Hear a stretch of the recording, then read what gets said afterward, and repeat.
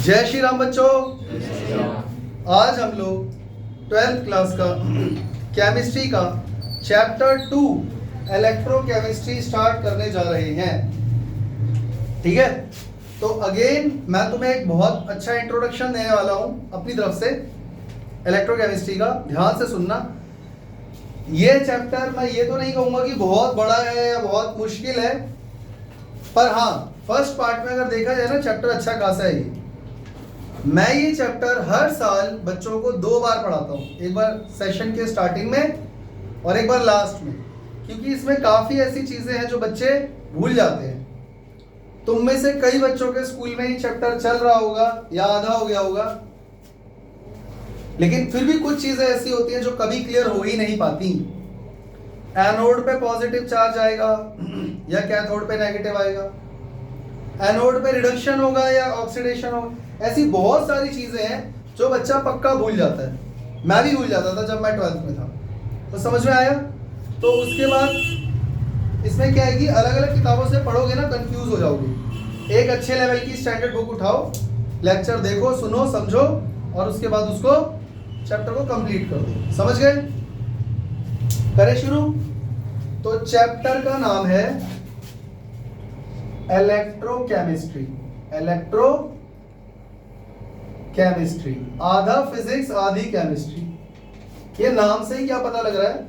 एक तो फिजिक्स में चैप्टर 1 और 2 में इलेक्ट्रोस्टैट था, इलेक्ट्रो आ गया, मतलब फिजिक्स तुमको यहां भी नहीं जीने देगी। इलेक्ट्रो इन केमिस्ट्री, समझ में आ गया ना? तो अब इसमें है क्या, मैं तुम्हें बता देता हूं। ये चैप्टर में ना मैं तुमको 4 टुकड़ों में समझा रहा हूं, 4 पार्ट्स में। इसमें ना 2 टाइप की तो हमको सेल पढ़ने हैं। एक हमको पढ़ना है इलेक्ट्रोकेमिकल सेल, इलेक्ट्रोकेमिकल सेल। एक हमको पढ़ना है इलेक्ट्रोलाइटिक सेल, इलेक्ट्रोलाइटिक सेल। एक हमको पढ़ना है इसमें कंडक्टेंस या कंडक्टिविटी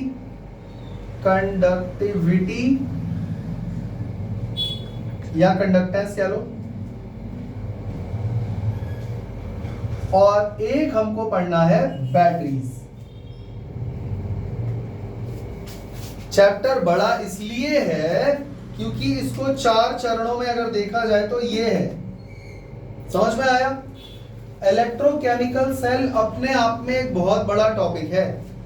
इलेक्ट्रोकेमिकल सेल, इसको बोलो वोल्टाइक सेल या फिर गैल्वेनिक सेल। इसके अंदर आ जाएगा तुम्हारा नर्स्ट इक्वेशन। ये पढ़ा होगा तुम लोगों ने, अगर स्कूल में हो गया है तो इसके अंदर ये आता है नर्स्ट इक्वेशन। इलेक्ट्रोलाइटिक सेल, इसके अंदर आ जाते हैं तुम्हारे क्वालिटेटिव या क्वांटिटेटिव मेजरमेंट, क्वालिटेटिव या क्वांटिटेटिव मेजरमेंट। और यहां पर तुम्हारा फैराडे लॉ भी आएगा, फैराडेज लॉ। और क्वांटिटेटिव वाले पार्ट में नाम से समझ में आ रहा है क्वांटिटी, तो इसमें न्यूमेरिकल्स भी आएंगे।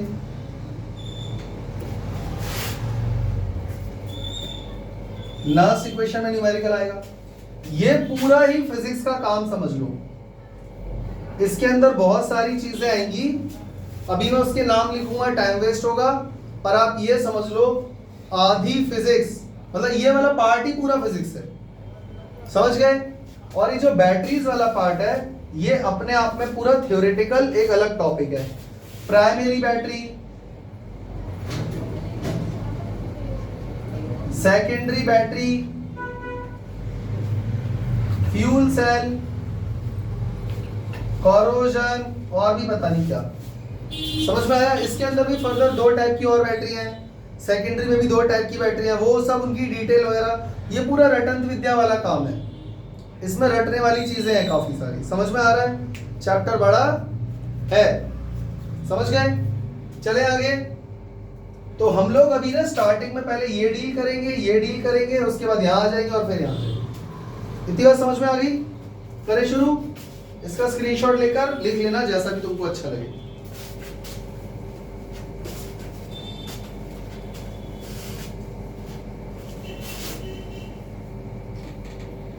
इसके बाद इस चैप्टर में छोटे छोटे इतने सारे टर्म्स हैं कि पहले वो समझने जरूरी है। बच्चों तुम्हें स्पॉन्टेनियस का मतलब पता है? स्पॉन्टेनियस रिएक्शन, स्पॉन्टेनियस रिएक्शन या स्पॉन्टेनियस वर्ड का मतलब क्या होता है? एक ऐसा रिएक्शन जो अपने आप होता है, उसमें हमें अलग से कुछ करना नहीं पड़ता। मतलब अगर मैं इसको व्हाट्सएप वाली इंग्लिश में लिखूं तो क्या लिखूंगा? जो अपने आप होता है। अगर वो अपने आप हो रहा है तो अपनी खुद की एनर्जी खर्च कर रहा होगा, यानी कि खुद की एनर्जी क्या बोलते हैं? खर्च करने क्या बोलते हैं? स्पेंड करता है। ये मैं तुम्हारे लिए ही लिख रहा हूं, इंग्लिश में लिखूंगा तो डेफिनेशन बन जाएगी और मुझे डेफिनेशन नहीं लिखनी यहाँ पे। अगर ये अपनी खुद की एनर्जी खर्च कर देगा तो इसका बैंक बैलेंस बढ़ जाएगा या घट जाएगा? तो याद रखना डेल्टा जी लेस देन 0 होता है, या फिर ये कहो कि डेल्टा जी, ये हमने इससे पहले कभी पढ़ा है, 11th में बताया था मैंने, याद कर लो। यानी स्पॉन्टेनियस रिएक्शन वो रिएक्शन होता है जो अपने आप होता है, हमें उसमें कुछ भी करना नहीं पड़ता। अब क्यों हो रहा है, क्या हो रहा है, किस लिए हो रहा है, वो मुझे नहीं पता, होता वो अपने आप ही है। नेचुरल है भाई, नेचुरल है, अपने आप हो रहा है।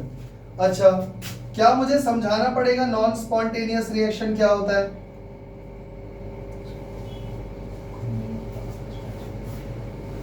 जिसको ये समझ में आ गया होगा वो बच्चा अपने आप समझ गया होगा। इसका उल्टा, ये अपने आप नहीं होते, जो अपने आप नहीं होते।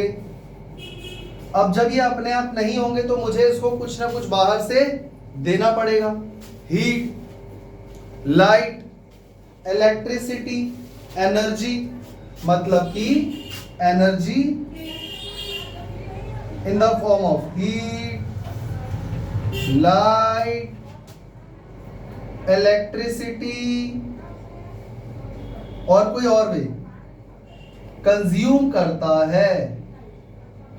कंज्यूम, अरे ये तो हिंदी आ गई, मैं तुम्ही को समझाने के लिए ऐसी लैंग्वेज लिख रहा हूं, ठीक है भाई?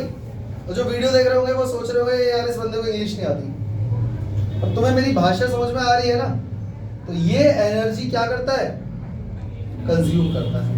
ऐसा इसलिए क्योंकि ये अपने आप हो ही नहीं रहा है। अब जब ये अपने आप हो नहीं रहा और मुझे रिएक्शन जबरदस्ती कराना है तो मैं इसको बाहर से करंट लगाऊंगा, हीट आग में जला दूंगा, कुछ तो करूंगा ना, कैटलिस्ट डालूंगा।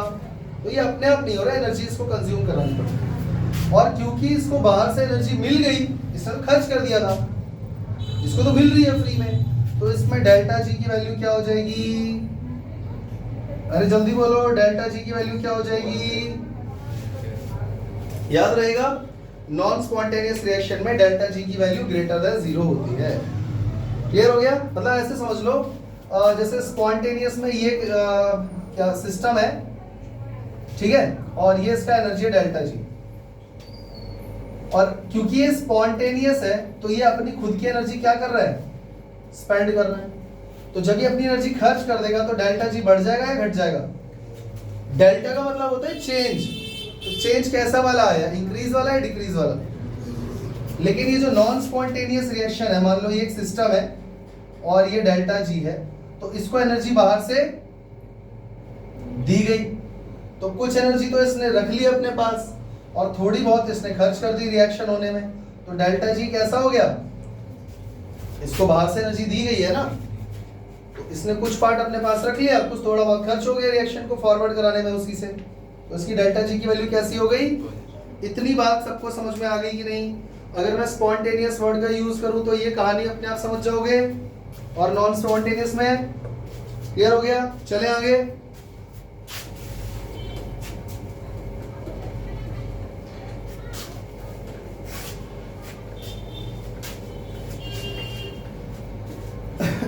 पर अभी तक ये नहीं समझ में आया कि इलेक्ट्रोकेमिस्ट्री क्या होता है। इलेक्ट्रोकेमिस्ट्री क्या होता है? What do you mean by electro chemistry? ये तो कंफर्म है, केमिस्ट्री का मतलब होता है केमिकल रिएक्शंस, चाहे वो तुम ऑर्गेनिक में चले जाओ चाहे इनऑर्गेनिक में चले जाओ, रिएक्शन तो तुम्हें हर जगह मिलेगा ही मिलेगा। केमिकल रिएक्शन से बिजली का क्या लेना देना है? अभी तो बताया कि एनर्जी रिलीज भी हो सकती है और एनर्जी वो कंज्यूम भी कर सकता है। एनर्जी जो रिलीज है, कंज्यूम हो रही है, क्या जरूरी है वो हमेशा हीट हो? इलेक्ट्रिसिटी भी तो हो सकती है। मेरी बात समझ में आई? तो इलेक्ट्रोकेमिस्ट्री केमिस्ट्री की वो ब्रांच है जिसमें हम कुछ स्पॉन्टेनियस केमिकल रिएक्शन से इलेक्ट्रिकल एनर्जी प्रोड्यूस करवा सकते हैं। मेरी बात समझ में आई? एक हमने कुछ ऐसे केमिकल लिए जो आपस में रिएक्ट करेंगे ही करेंगे और ऑटोमेटिक करेंगे, क्योंकि वो स्पॉन्टेनियस है, अपने आप होता है, और ऐसे में वो हमें एनर्जी रिलीज करके देंगे। और वो कौन सी एनर्जी देंगे? हीट, लाइट या इलेक्ट्रिकल? इलेक्ट्रिकल एनर्जी देंगे। समझ में आ गया? पर कई बार ऐसा भी हो जाता है कि कुछ नॉन स्पॉन्टेनियस केमिकल्स होते हैं, मतलब कुछ ऐसे केमिकल मैंने रख दिए जो आपस में रिएक्ट नहीं कर रहे, पर मैं चाहता हूं कि वो करे, तो मैं क्या करूं? तो मैं बाहर से उनको क्या दूंगा? इलेक्ट्रिकल एनर्जी, और फिर वो रिएक्शन फॉरवर्ड हो जाएगा, मतलब रिएक्शन कंटिन्यू हो जाएगा। जो नहीं हो रहा था अपने आप वो रिएक्शन होने लगेगा। मेरी बात समझ में आई? तो क्या है electrochemistry? It is the branch of chemistry which deals with the production of, या जनरेशन भी बोल सकते हो, electrical energy by spontaneous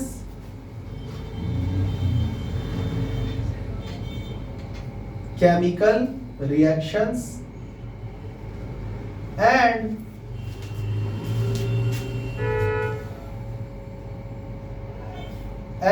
non spontaneous. यहां तक तो एक कहानी समझ में आ गई ना? स्पॉन्टेनियस केमिकल रिएक्शन की मदद से हम बिजली प्रोड्यूस कर सकते हैं। अब तुम्हें अगर अजीब लग रहा है कि सर ऐसा कैसे होता है, क्यों होता है, तो तुम्हारे घर में वो सेल तुमने देखा होगा, प्राइमरी सेल, बैटरी जो रिमोट में लगाते हो, तो वो कर क्या रहा है वहां? उसके अंदर केमिकल ही तो भरे हुए हैं, रिएक्शंस हो रहे हैं, बिजली मिल रही है। घड़ी के अंदर, वॉल क्लॉक के अंदर भी तो वही होता है, सेल लगता है, तो बिजली देता है नहीं देता?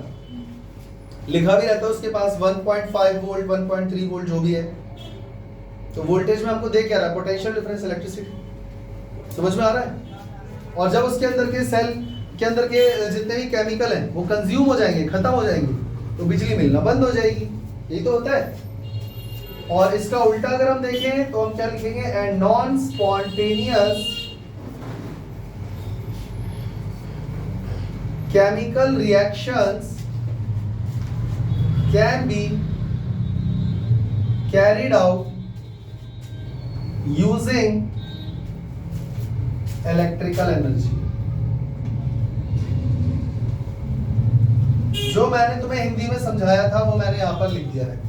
इलेक्ट्रोकेमिस्ट्री केमिस्ट्री की वो ब्रांच है जिसमें स्पॉन्टेनियस केमिकल रिएक्शन से हम लोग इलेक्ट्रिकल एनर्जी प्रोड्यूस कर सकते हैं, उसको यूज कर लेंगे। और कई बार मुझे कुछ ऐसे रिएक्शंस करवाने होते हैं जबरदस्ती, जो अपने आप नहीं हो रहे, तो उनको इलेक्ट्रिसिटी दे दूंगा तो वो रिएक्शन हो जाएगा। समझ में आ गया? इसी ब्रांच को बोलते हैं इलेक्ट्रोकेमिस्ट्री। कोई दिक्कत? अब बच्चों यहाँ पर दो फेनोमेना तो समझ में आ ही गए होंगे। तो इसी के बेसिस पर इलेक्ट्रोकेमिस्ट्री चैप्टर दो पार्ट्स में तो वैसे ही डिवाइड हो गया। इलेक्ट्रो केमिस्ट्री, इसके अंदर फर्दर दो पार्ट्स हो गए। पूछो क्या? यहां पर हमें दो टाइप के सेल पढ़ने हैं, इलेक्ट्रो केमिकल सेल और इलेक्ट्रोलाइटिक सेल। अब तुम्हें लग रहा होगा इलेक्ट्रोकेमिकल कौन सा होता है? बच्चों इसका एक और नाम भी है, वोल्टाइक सेल। बच्चों इसका एक और नाम भी है, नहीं नाम नहीं है, एग्जांपल है, galvanic cell. Galvanic cell, galvanic cell याद रखना, नाम ये इसका एक और नाम नहीं है बल्कि एग्जांपल है। अभी मैं बताऊंगा क्यों इसको गैल्वेनिक सेल बोलते हैं। और इसको इलेक्ट्रोलाइटिक सेल बोलते हैं। इलेक्ट्रोकेमिकल सेल या वोल्टाइक सेल वो सेल होते हैं जिनमें स्पॉन्टेनियस केमिकल रिएक्शन से बिजली बनाई जाती है, यानी कि दोज सेल्स, इन दोनों का एक ही मतलब है, in which electricity is produced by spontaneous reactions या chemical reactions। समझ में आ रहा है ना? अरे यहाँ पर दो स्टेटमेंट लिखे थे ना मैंने, उसको कंबाइन तो इलेक्ट्रोकेमिस्ट्री हमारा चैप्टर हो गया। अब हम थोड़ा डेप्थ में जा रहे हैं धीरे धीरे। तो जिससे बिजली मिलती है वो वाले सेल कौन से हैं? इलेक्ट्रोकेमिकल। और इलेक्ट्रोलाइटिक सेल कौन से होते हैं? Those cells in which non-spontaneous chemical reactions are या can be carried out using electrical energy या external electrical energy। ये बात समझ में आ गई। दूसरा सबसे बड़ी बात भैया, यहाँ पर spontaneous reactions है और यहां पर नॉन स्पॉन्टेनियस रिएक्शन है। बच्चों इसका मतलब यहां पर डेल्टा जी की वैल्यू कैसी होगी? Less than 0। और यहां पर डेल्टा जी की वैल्यू कैसी होगी? Greater than 0। समझ में आ गया? इसमें इलेक्ट्रिसिटी प्रोड्यूस होगी और इसमें इलेक्ट्रिसिटी कंज्यूम होगी। यहां पे क्या लिखूंगा? इलेक्ट्रिसिटी प्रोड्यूस्ड और इलेक्ट्रिसिटी कंज्यूम।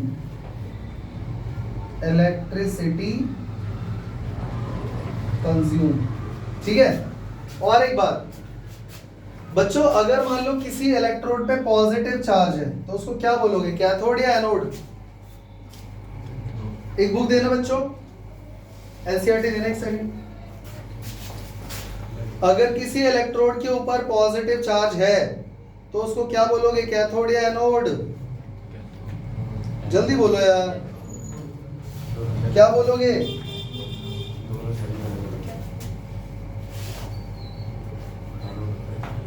इसमें याद रखना कैथोड पर होता है पॉजिटिव चार्ज और इसमें एनोड पर होता है नेगेटिव चार्ज। और इसमें उल्टा हो जाता है, इसमें कैथोड पर हो जाता है नेगेटिव चार्ज और एनोड पर आ जाता है पॉजिटिव चार्ज। अब तुम्हें लग रहा होगा सर आपको बुक से देखने की जरूरत क्यों पड़ गई? मैं बताता हूं। यही तो वो चीज है जो लोग भूल जाते हैं, यही तो सबसे बड़ी दिक्कत आ रही है। मैं भी कभी 12th में था, मैंने भी पढ़ाई करी होगी, तो जब आधा चैप्टर मैंने पढ़ा होगा तो मैंने ये रट लिया होगा या बच्चा ये रट लेगा, पर जैसे ही वो इलेक्ट्रोलाइटिक वाले पार्ट में जाएगा वो देखेगा नहीं तो उल्टा हो गया। तो गलती किताब में है, मिसप्रिंट है या परसीव गलत किया है उसने। अब बच्चा क्या करता है, 10 किताबें छान लेता है और उनमें भी यही होता है, कभी कहीं ऐसा हो रहा है ऐसा हो रहा है। तो दिक्कत आएगी या नहीं आएगी? आएगी ना। यही दिक्कत से हमें बचना है। तो इसीलिए मैं तुम्हें आज एक बात बता दे रहा हूं, ये रट लो, हमेशा के लिए जीवन का सूत्र बना लो।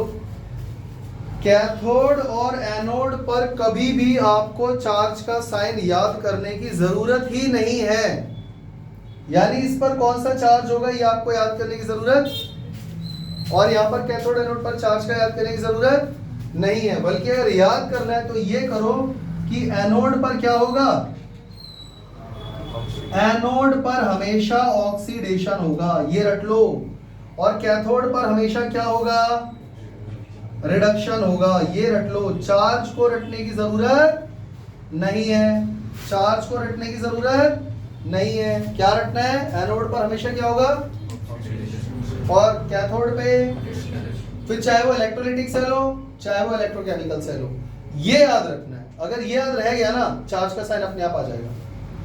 अभी हम पढ़ेंगे इस चैप्टर में, तब अपने आप समझ में आ जाएगा, ताकि किसी और को ये दिक्कत ना आए। इसलिए मैं तुम्हें पहले ही बता दे रहा हूं, चार्ज का साइन रखने की जरूरत नहीं है।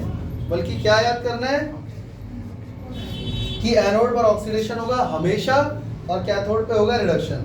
अब ऑक्सीडेशन रिडक्शन क्या होता है, कैसे होता है, उस पर भी अभी चर्चा करेंगे। पहले बताओ यहां तक की कहानी सबको समझ में आ गई? क्लियर है? पक्का? चले आगे, चले आगे। इसका स्क्रीनशॉट लेकर भैया लिख लेना। अब ये बात याद रखना बच्चों, ये छोटी छोटी बातें बहुत इंपॉर्टेंट है। एनोड पर हमेशा क्या होगा? Always oxidation occurs. और इस पर चार्ज क्या होगा वो हमें याद नहीं करना है, वो डिपेंड करता है कि इलेक्ट्रोलाइटिक सेल है इलेक्ट्रोकेमिकल सेल है। तो हम क्यों याद करें? जब हमें ये याद है तो इससे चार्ज अपने आप निकाल लेंगे बाद में। अच्छा, कैथोड पर क्या होता है? ऑलवेज रिडक्शन होगा। समझ गए? अब सवाल ये है कि ऑक्सीडेशन क्या होता है भैया? What do mean by oxidation? क्या होता है बच्चों ऑक्सीडेशन?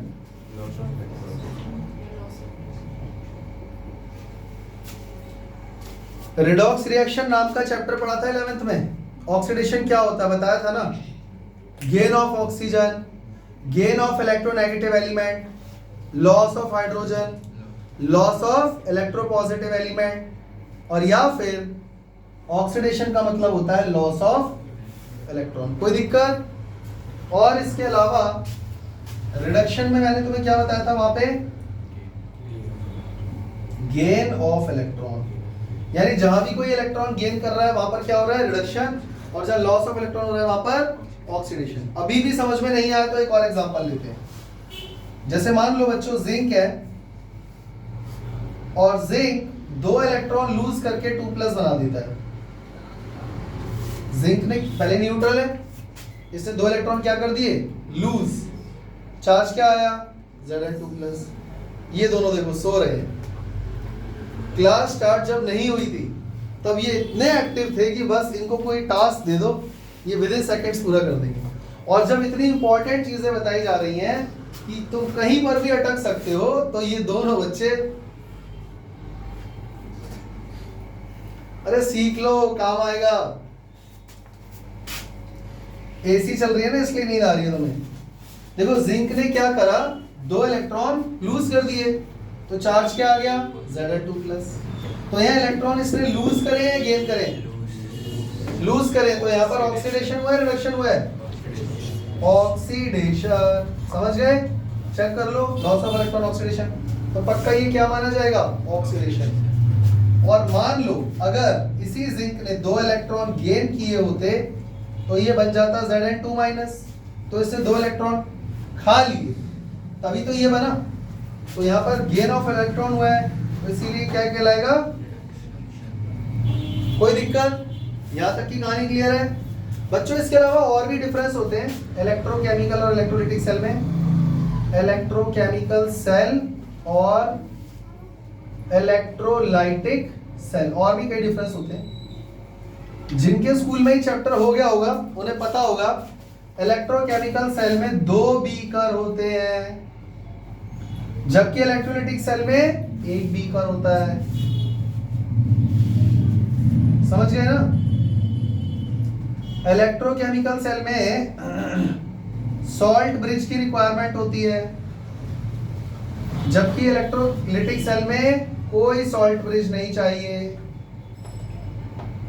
समझ गए? इसमें इलेक्ट्रिसिटी बनती है और इसमें इलेक्ट्रिसिटी कंज्यूम होती है। ये तो बता ही चुका हूं, ये तो मेन डिफरेंस तो यही है। और भी बहुत सारे डिफरेंस हैं, अभी हम धीरे धीरे देखेंगे। ठीक है, चले आगे। भाई ये चीज इंपॉर्टेंट है, याद रखना। इसको गलती से भी भूल मत जाना, इसे कॉपी में अच्छे से लिख के याद कर लेना। 1 2 चले आगे, चले।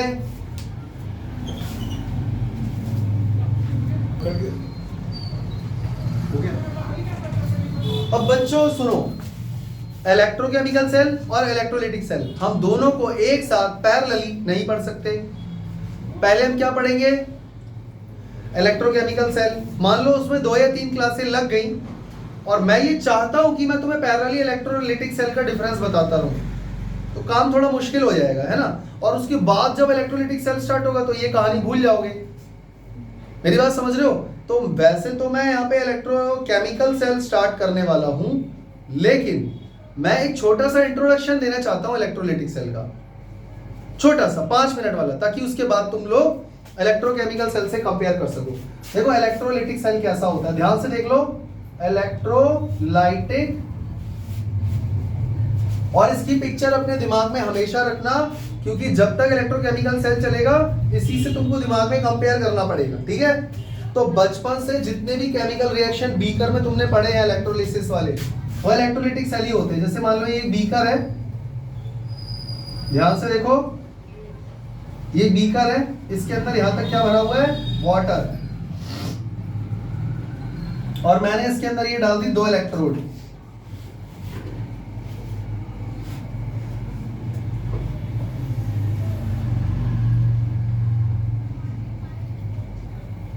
सबको समझ में आ रहा है? ये दोनों इलेक्ट्रोड है, वैसे इतनी मोटी नहीं होती है, पर मान लो इसमें, ठीक है। और इसके अंदर मैंने डाल दिया बहुत सारा नमक। मैंने इसमें क्या डाल दिया, सॉल्ट। तो यहां पर बहुत सारे Na+, Cl-, Na+, Cl-, Na+, Cl-, Na+, Cl- होंगे नहीं होंगे? अब इलेक्ट्रोलाइटिक सेल में मैंने तुम्हें बताया था कि इलेक्ट्रिसिटी बाहर से दी जाती है, बाहर से दी जाती है या फिर वो प्रोड्यूस करता है, बाहर से दी जाती है, नॉन स्पॉन्टेनियस। तो मैंने यहाँ पर क्या करा, एक छोटा सा अरेंजमेंट लगाया, एक छोटी सी की लगाई, और मैंने इसको बाहर से बिजली खिला दी। कोई दिक्कत? पॉजिटिव नेगेटिव 10 वोल्ट, ठीक है। अब ये पॉजिटिव टर्मिनल है, तो पॉजिटिव चार्ज यहां से जाएगा, यानी इस इलेक्ट्रोड पर कौन सा चार्ज होगा, पॉजिटिव है, तो इसका नाम क्या हुआ, एनोड या कैथोड? फिर तुम लोग गलती कर रहे हो, मैंने कहा था चार्ज से एनोड कैथोड को याद मत करो, समझ गए ना। तो ये पॉजिटिव है इसलिए ये एनोड है, ऐसा मत बोलो, नहीं तो फिर तुम अगले वाले में कंफ्यूज हो जाओगे। और यहाँ पर नेगेटिव चार्ज है, तो ये नेगेटिवली चार्ज है, इलेक्ट्रोड हो जाएगा, तो इस पर इसका नाम क्या होगा, बोलो, मालूम नहीं, पता नहीं, मुझे भी नहीं पता, बाहर में गया, ठीक है, ऐसे ही रहने दो। अब मुझे बस इतना बता दो बच्चों, इस इलेक्ट्रोड पे कौन सा चार्ज है, पॉजिटिव चार्ज पे कौन सा वाला आयन जाके डिपॉजिट होगा, होगा या नहीं होगा, ये तो कंफर्म है। अब मेरी बात ध्यान से सुनो, क्या तुम लोग जानते हो जब कोई चीज एक्वस फॉर्म में होती है ना, जैसे मान लो कोई एलिमेंट है ए और वो एक्वस फॉर्म में है, तो उसके ऊपर कुछ ना कुछ चार्ज होता है। जब भी कोई आयन एक्वस फॉर्म में होता है तो उस पर कुछ ना कुछ चार्ज होता है, लेकिन जब वो सॉलिड फॉर्म में होता है, सॉलिड, तब उसके ऊपर कोई भी चार्ज नहीं होता है। पता है ये बात? पता है? नहीं पता तो आज याद कर लो।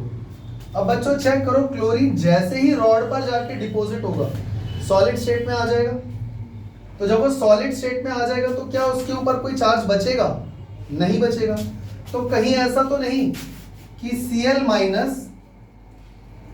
रॉड पर जाकर बन गया Cl, पहले वो कैसा था, एक्वस, अब वो बन गया सॉलिड, और उसने एक इलेक्ट्रॉन लूज कर दिया, ऐसा ही तो हुआ है भाई। पहले उस पर नेगेटिव चार्ज था, सॉलिड स्टेट में कोई चार्ज नहीं आएगा, तो गया कहाँ इलेक्ट्रॉन, उसने लूज कर दिया।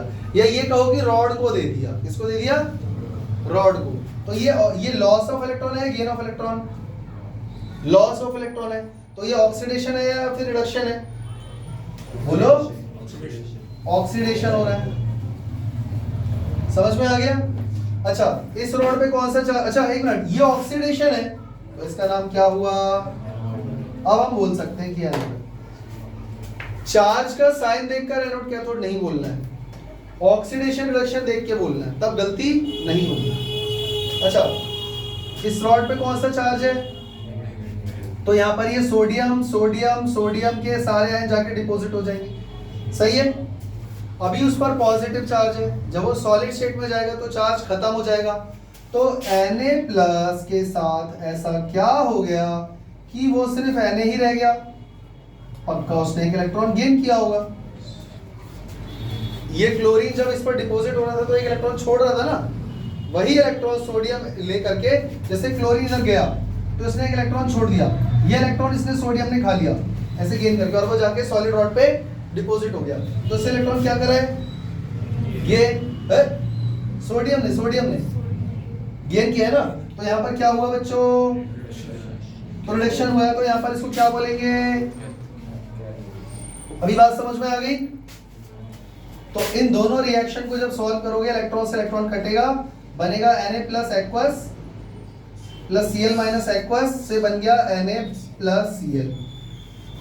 ये ऑक्सीडेशन हाफ रिएक्शन है, ये रिडक्शन हाफ रिएक्शन है, कंप्लीट रिएक्शन होगी। इलेक्ट्रोलिटिक सेल में इसके अलावा और भी बहुत सारी चीजें हैं। मैंने एक छोटा सा इंट्रोडक्शन इसलिए दिया है ताकि तुम्हें ये समझ में आए कि इसमें और इलेक्ट्रोकेमिकल सेल में क्या डिफरेंस है। हम लोग अभी इलेक्ट्रोकेमिकल सेल स्टार्ट करने वाले हैं, कोई दिक्कत? यहाँ तक क्लियर हो गया? इसमें कितने बीकर होते हैं? एक। इसमें सॉल्ट ब्रिज कहीं पे नजर आ रहा है? नहीं। इसमें इलेक्ट्रिसिटी बाहर से दी जा रही है? हाँ। पॉजिटिव टर्मिनल को एनोड बोलते हैं, हाँ, और नेगेटिव को कैथोड बोलते हैं इसमें। पर वो अलग बात है कि आप चार्ज के हिसाब से वो याद मत करो, मैं तो यही कहूंगा, पर ऐसा ही होता है। समझ में आ गया? और इलेक्ट्रोकेमिकल सेल में सारी चीजें उल्टी हो जाएंगी। बीकर हो जाएंगे दो, उनके बीच में सॉल्ट ब्रिज, इलेक्ट्रिसिटी रिएक्शन से प्रोड्यूस होके जाएगी, हमें नहीं देनी पड़ेगी, और इसके अलावा ये बन जाएगा पॉजिटिव वाला कैथोड और नेगेटिव वाला एनोड। पर फिर मैं बोल रहा हूं चार्ज के साइन के हिसाब से कैथोड एनोड को याद मत करो। इतनी बात समझ में आ गई? चले आगे, ठीक है। तो बच्चों इलेक्ट्रोकेमिकल सेल में स्टार्ट करने जा रहा हूं, ध्यान से बोर्ड पे देखना, बहुत ही इंपॉर्टेंट चीजें बता रहा हूं, डिटेल में सुनना। देखो भाई, अब हम क्या पढ़ने जा रहे हैं? Electrochemical cell. इसके और भी बहुत सारे नाम हैं, जैसे कि मैंने अभी क्या बताया, वोल्टेइक सेल, और मैंने इसका एक और नाम भी बताया था, गैल्वेनिक सेल। पर ये इसका एक और नाम नहीं है, बल्कि ये इसका एक एग्जाम्पल है। मैं फिर बता रहा हूं, ये इसका एग्जाम्पल है, इसका दूसरा नाम नहीं है। अभी एग्जाम्पल का नाम गैल्वेनिक सेल क्यों रख दिया, वो अभी दोबारा बाद में बताऊंगा, ध्यान से सुनना। बच्चों ये तो क्लियर है ना कि यहाँ पर स्पॉन्टेनियस रिएक्शन होते हैं। अब दोबारा तो मुझे सारी बात नहीं बतानी पड़ेगी ना, और स्पॉन्टेनियस है तो इसका मतलब इलेक्ट्रिसिटी प्रोड्यूस होगी। तो देखो हो क्या रहा है, ध्यान से सुनना, ध्यान से सुनना। ये एक बीकर है, ये एक बीकर है, और इस बीकर में जिंक सल्फेट का सॉल्यूशन है। कौन सा सॉल्यूशन है? Zinc sulphate, ZnSO4। अगर इसमें जिंक सल्फेट का सॉल्यूशन है तो पक्का इसमें बहुत सारे Zn2+ होंगे और बहुत सारे SO4 2- होंगे, क्योंकि जब ये दो पार्ट में स्प्लिट होगा तो क्या बनेगा? Zn2+ aqueous plus SO4 2- aqueous. जब ये दो पार्ट्स में डिसोशिएट हो जाएगा और पूरे बीकर में पानी भरा हुआ है तो ऑब्वियसली एक्वस ही बोलोगे ना। इतनी बात समझ में आ गई? तो इसके अंदर कौन सा सॉल्यूशन है? जिंक सल्फेट का सॉल्यूशन था, ऐसे पड़ा हुआ था। इसमें बहुत सारे जिंक और सल्फेट के आयंस थे, और मैंने क्या करा, एक जिंक की रॉड लाकर मैंने इसमें डाल दी। ये देखो बच्चों, ये रही जिंक की रॉड, और ये जिंक की रॉड मैंने लाके इसमें ऐसे डाल दी। इतनी बात समझ में आ गई? ये रॉड किसकी है बच्चों? Zinc rod. समझ में आ गया? तो इसके बाद ये जिंक रॉड मैंने एक ऐसे सॉल्यूशन में डाल दी जिसमें ZnSO4 का सॉल्यूशन था, मतलब जिंक सल्फेट का सॉल्यूशन था, और इसमें रॉड डालकर मैं चला गया, चाय पीने चला गया। फिर क्या होगा जरा सोच के बताओ भाई। जिंक सल्फेट के सॉल्यूशन में जिंक रॉड डाल के चले जाऊंगा तो होगा क्या? क्या होगा? और इसमें बहुत सारे Zn2+ है, बहुत सारे, और जितने Zn2+ है उतने ही SO4 2- है। Zn2+, SO4 2-, Zn2+, SO4 2-, Zn2+, SO4 2-, मतलब एग्जैक्टली जितने Zn2+ है एग्जैक्टली उतने SO4 2- होंगे। तो जिंक रॉड जब इसमें मैं डाल के चला गया तो होगा क्या? नहीं बच्चों, यहां पर होगा ये कि इसमें से जिंक के आयंस निकल निकल के यहां पर सॉल्यूशन में आने लगेंगे। मेरी बात समझ में आ रही है? यहां पर क्या होगा, जिंक के जो है ना, जिंक के आयंस यहां पे निकल निकल कर सॉल्यूशन में और डिसॉल्व होने लगेंगे। रॉड पर बहुत सारे जिंक के एटम होंगे जब जिंक की रॉड है तो रॉड में से जिंक के आयंस निकल निकल के सॉल्यूशन में डिसॉल्व होने लगेंगे। तो यहां पर और भी बहुत सारे Zn2+ के आयंस हो जाएंगे, क्योंकि इससे निकल निकल कर Zn2+ के आयन इसमें आ रहे हैं। समझ में आ गया? मतलब क्या हुआ, यहां पे मैं लिख देता हूं Zn2+ ions from the electrode dissolve in the solution, solution में डिसॉल्व होने लग गए। बच्चों अगर ऐसा होगा तो बीकर के अंदर जिंक की कंसंट्रेशन बढ़ेगी या घटेगी? बढ़ेगी। मतलब Zn2+ आयंस बढ़ेंगे और SO4 2- आयंस क्या हो जाएंगे? कंपैरेटिवली डिक्रीज हो जाएंगे। वैसे ऐसा नहीं कि वो कंज्यूम हो गए, किसी ने खा लिया है तो वो उतने ही, पर जिंक के कंपैरिजन में क्या हो गए? कम। बच्चों ये सॉल्यूशन पहले न्यूट्रल था, क्योंकि जितना पॉजिटिव चार्ज था उतना ही नेगेटिव, लेकिन थोड़े टाइम बाद क्या होगा, सॉल्यूशन बिकम्स पॉजिटिवली चार्ज्ड। होगा या नहीं होगा? और क्या देखा बच्चों, जब हमने बीकर को छू के देखा तो बीकर मिला गरम, यानी कि बीकर इज हॉट। अच्छा, इसमें कुछ बबल्स भी नजर आ रहे हैं, बबल्स फॉर्मेशन। ये सब कहानी मैं बना के लिख रहा हूं, मुझे लग रहा है ऐसा हो रहा होगा, क्योंकि मैं तुम्हें ये समझाना चाह रहा हूं कि ये सारी चीजें अपने आप हो रही हैं, स्पॉन्टेनियस, और ये सारे ऑब्जर्वेशन आफ्टर सम टाइम के हैं, after some time, few moments later. ये रॉड डाल के मैं चाय पीने चला गया और मैंने देखा जब वापस आया कि अच्छा 1 मिनट और, जब मैं वापस आया तो ये सारी चीजें मैंने यहां पे नोटिस करी। बीकर में रॉड का जो हिस्सा डूबा हुआ है खाली उसी में से तो आयन निकल रहे हैं, ऊपर से तो नहीं निकल रहे, तो क्या वो पतला हो जाएगा? हाँ, यानी रॉड बिकम्स थिन। और एक बात सुनो मजे की, रॉड से जिंक का आयन निकल रहा है। एक बात बताओ, जब वो जिंक रॉड पर था तब तो उस पर कोई चार्ज नहीं था, लेकिन वो टूटकर जब सॉल्यूशन में गया तो Zn2+ बन गया, हाँ या ना? तो 2 इलेक्ट्रॉन भी तो लूज करे होंगे, वो कहाँ गए 2 इलेक्ट्रॉन? वो 2 इलेक्ट्रॉन रॉड पे ही है, तो पूरी रॉड पे कौन सा चार्ज आ जाएगा? अरे जल्दी बोलो। तो रॉड थिन भी हो गई और रॉड बिकम्स पॉजिटिवली चार्ज्ड, ओ सॉरी नेगेटिवली चार्ज हो जाएगा या नहीं हो जाएगा? अच्छा, ऑक्सीडेशन हो रहा है रॉड पे या रिडक्शन? क्योंकि रॉड पर कौन सा चार्ज आ गया? Negative. Oh sorry loss of electron हो रहा है ना, तो लॉस ऑफ इलेक्ट्रॉन की वजह से क्या हुआ? ऑक्सीडेशन। तो ऑक्सीडेशन occurs on rod। ये सारी चीजें अपने आप हो रही हैं, मेरा इसमें कोई रोल नहीं है। मैं तो जाके चाय पी रहा था, जब मैं वापस आया तब मैंने ये सब देखा। तो बताओ बच्चों, मैंने इसमें क्या किया? कुछ किया नहीं, यानी ये सारा काम अपने आप हो रहा था। और सुनो,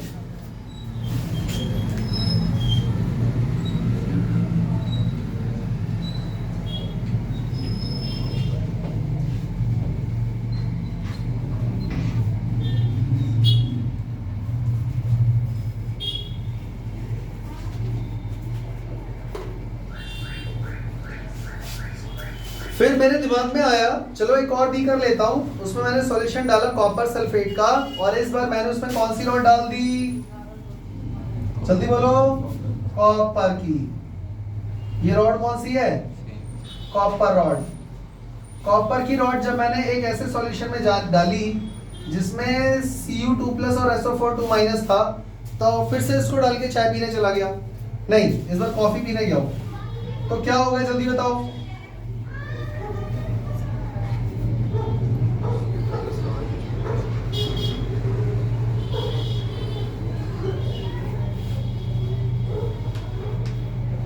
इस बार क्या हुआ, फिर से कुछ स्पॉन्टेनियस काम हुआ।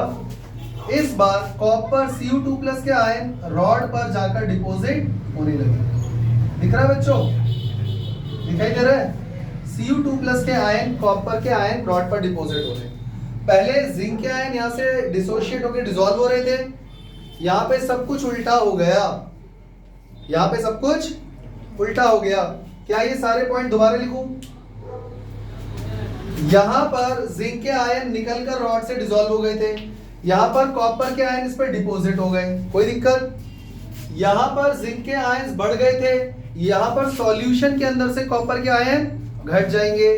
यहां पे SO4 2- के आयन कंपैरेटिवली कम हो गए थे, सॉल्यूशन में इसमें SO4 2- के आयन कंपैरेटिवली ज्यादा हो जाएंगे क्योंकि कॉपर के डिपॉजिट होते जा रहे हैं। अच्छा, सॉल्यूशन बिकम्स यहाँ पर पॉजिटिवली चार्ज, यहाँ पर सॉल्यूशन कैसा हो जाएगा, नेगेटिवली चार्ज, क्योंकि SO4 2- का चार्ज ज्यादा है। अच्छा, इसके बाद बीकर यहाँ पे गर्म था तो पक्का यहाँ पर ठंडा हो गया होगा, क्योंकि सारा काम ही उल्टा हो रहा है। तो अगर ये एक्सोथर्मिक है तो ये एंडोथर्मिक रहा होगा, क्या पता है इसमें भी बबल्स बन गए हो। और सुनो, यहाँ पर रॉड हो गई थी पतली और यहाँ डिपोजिशन का काम हो रहा है, तो यहाँ पे रॉड कैसी हो गई होगी, मोटी। और एक बात देखो बच्चों, कॉपर Cu2+ जब एक्वस से रॉड पे जाकर Cu बनेगा तो पक्का 2 इलेक्ट्रॉन लूज गेन करेगा कि नहीं, तभी तो उस पर चार्ज खत्म होगा। और अगर ऐसा हुआ तो बच्चों ये रिडक्शन हो रहा है, ऑक्सीडेशन, रिडक्शन। रॉड पे कौन सा चार्ज आएगा, पॉजिटिव, क्योंकि इस बार वो रॉड पे जाने के लिए 2 इलेक्ट्रॉन रॉड से ही ले रहा है, तो पूरी रॉड पे कौन सा चार्ज आ गया, पॉजिटिव। तो पॉजिटिव चार्ज आ गया ना, यहाँ पर क्या हुआ है, रिडक्शन। क्योंकि रिडक्शन हुआ है तो इसको हम क्या बोलेंगे, कैथोड। बात समझ में आ गई, बात समझ में आ गई। तो ये ऑक्सीडेशन ऑफ रिएक्शन है, रिडक्शन। अब इसके आगे की कहानी मैं तुम्हें अगली क्लास में सुनाऊंगा, यहां तक रिवाइज करके आना। अभी तक बिजली नहीं बनी, याद रखना, अभी इलेक्ट्रिसिटी नहीं बनी। अगर मैं इन दोनों बीकर को तार से जोड़ दूं, यहां पर एक तार लाके इसमें जोड़ दूं, तुम्हें क्या लगता है करंट फ्लो हो जाएगा? जब इस पर बहुत सारा नेगेटिव चार्ज है, उस पर पॉजिटिव है, तो इलेक्ट्रॉन कहां जाएंगे, करंट कहां जाएगा, यानी इधर कौन जा रहा है और इधर कौन जा रहा है, बिजली बन गई। अपने आप हो रहा है सब कुछ, मैं तो कुछ नहीं किया। यही है इलेक्ट्रोकेमिकल सेल, और स्पेशली ऐसा इलेक्ट्रोकेमिकल सेल जिसमें आपने जिंक और कॉपर से काम करवाया हो, उसी को नाम दिया गया है गैल्वेनिक सेल। तो ऐसे तो दुनिया में बहुत सारे मेटल हैं, बहुत सारे सॉल्यूशन हैं, अलग अलग सॉल्यूशन या रॉड लोगे तो ऑब्वियस सी बात है कि अलग अलग नाम दिया जाएगा। तो ऐसे बीकर जिनमें की कॉपर सल्फेट और जिंक सल्फेट के सॉल्यूशन में जिंक और कॉपर की रॉड होती है, उसको बोलते हैं गैल्वेनिक सेल। कोई दिक्कत? हाँ, डैनियल सेल, सॉरी यार मैंने शायद गलत तो नहीं बोल दिया, इसका दूसरा नाम है गैल्वेनिक सेल और इसका एग्जांपल है डैनियल सेल। ये डैनियल सेल है यार, ये तो गड़बड़ हो गई, अब तो वीडियो में आ गया, अब तो सर आप पकड़े गए। अगर आपने जिंक और कॉपर का सॉल्यूशन लेकर के जिंक और कॉपर की रॉड डाली है तो उस वाले इलेक्ट्रोकेमिकल सेल को क्या बोलते हैं, तो डैनियल सेल एग्जांपल है। और इसके बहुत सारे नाम है, इलेक्ट्रोकेमिकल, वोल्टाइक और गैल्वेनिक सेल, ये भी इसका नाम ही है, एग्जांपल है डैनियल सेल। डैनियल सेल का मतलब है जिंक और कॉपर के साथ आप काम कर रहे हो, तो अगर मेटल चेंज कर दोगे तो नाम भी चेंज हो जाएगा, समझ गए ना। तो डैनियल सेल ही जनरली बच्चों को पढ़ाया जाता है क्योंकि वो समझाना आसान होता है। कोई दिक्कत? अब नेक्स्ट क्लास में हम लोग प्रॉपर इन दोनों को साथ में रख के और इसको इलेक्ट्रिसिटी पास करवाएंगे और फिर देखेंगे क्या होता है।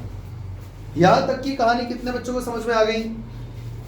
इसको रिवाइज कर लेना, कॉपी में ड्रॉ कर लेना, स्क्रीनशॉट ले लेना, फिर इसके आगे नेक्स्ट क्लास में कंटिन्यू करते हैं। ठीक है बच्चों, तब तक के लिए जय हिंद, जय श्री राम।